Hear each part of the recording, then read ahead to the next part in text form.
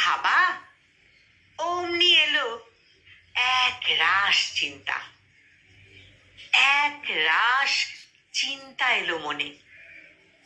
কখন করব, কি নতুন করব?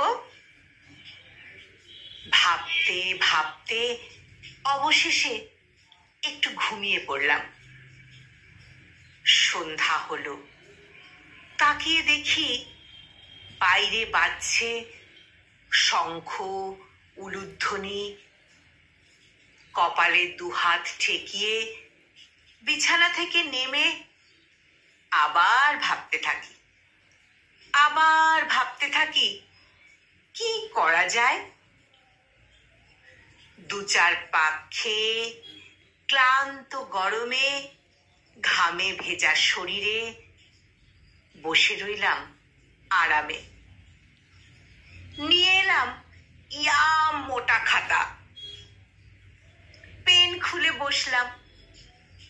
লিখে যাব নতুন কিছু লিখে যাব এই ভেবে।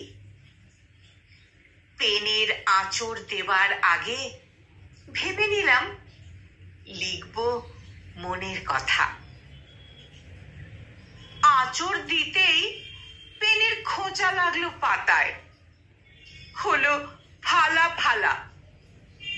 সাথে সাথে আমার নতুন কিছু ভাবনাও।